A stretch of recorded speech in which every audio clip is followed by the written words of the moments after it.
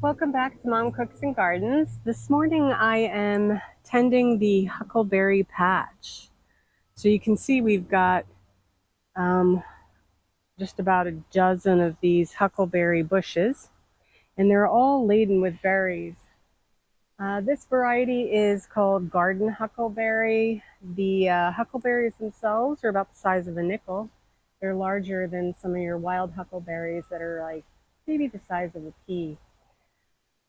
So this is my second year growing them, and they are part of the nightshade family, which makes them poisonous up until the time they're ripe, in which case they're safe to eat.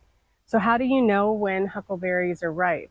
Well, this has been very tricky for me. I've done a lot of research on the internet when I first started growing these last year, and there's not a lot of guidance.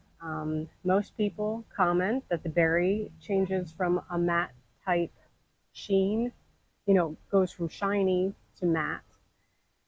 They also say that if you squeeze the huckleberry, unripe huckleberries are very firm, and a ripe huckleberry has a slight springy sensation.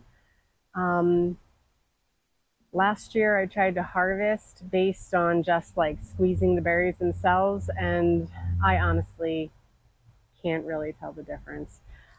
There is an ever so slight difference between, in my opinion, what is a ripe huckleberry and what is not.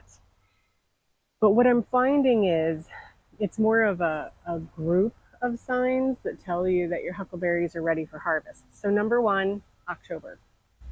I feel like August and September, even though the berries appear, um, I guess you would say, dark in color and matte somewhat in their sheen, that really October, when the nights start to get cool, is where you start to see a very pronounced matte appearance on the berries. I also noticed that along with the slight give, that ever so slight give that you get in the berry, the crowns are a great tip off. So I picked a bunch of berries here, and I don't know, let me put it down on my leg. I don't know if you're going to be able to see this, but the crown of the berries here almost dry up and start to curl back and break off. And when you take the berry in your hand and you roll it, see, I'm doing this one-handed, but let me find one on the bush. Here we go. Here are two with their crowns. They're kind of brittle and brown and curling back. But if I take the berry and roll it forward, it pops right off, leaving a clean crown. An unripe berry, let's find one with an unripe berry. You can see here that the crowns are very green and succulent looking. Even these guys here, they're still very hard. I'm not feeling springiness.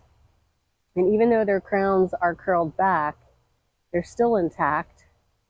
We've got that matte sheen, but I don't think these are quite ready.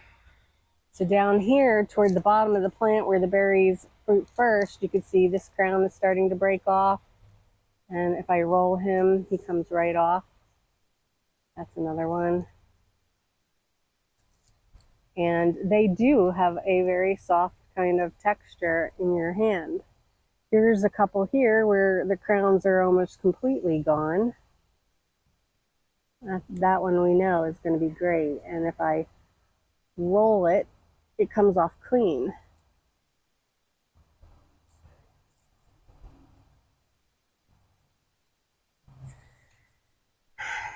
So I think these symptoms give us the best chance at harvesting some good and ripe berries. The ones with the very green, lush looking tops, they are going to sit on the vine and we'll wait for them to ripen. I guess the last symptom of a ripe berry is you don't want to see any green. So even if the berry is black on one side or 75% black and has that matte texture and the crown of the berry is starting to shrivel, if you see green on the berry, it is not ready. So just let it go and it will ripen. And when it's finished ripening is when you pick it. So we probably will be back here a couple times over the next week or two. I suspect that probably as we approach the middle of October, October 15th, and we have a few frosts, we'll probably see a lot of the crop just roll over and be ready to pick. So I've got myself here so far off these. I got myself a quart and I'm working on my second bag. And I'm going to put these in the freezer. They freeze extremely well. I'll take them in, I'll wash them, pop them in the freezer, and we'll wait for the rest of the crop to catch up. And when they're done, we'll decide what we're going to do with them. Last year we made some jam, and I only had one huckleberry bush, and I got about 6 little quarter jars of jam, which was absolutely delicious. And this year I might just make a pie. Maybe we'll make pie and jam. We've got quite a lot of berries here if they all ripen. So in the meantime, thanks for watching, and remember, like and subscribe for more content.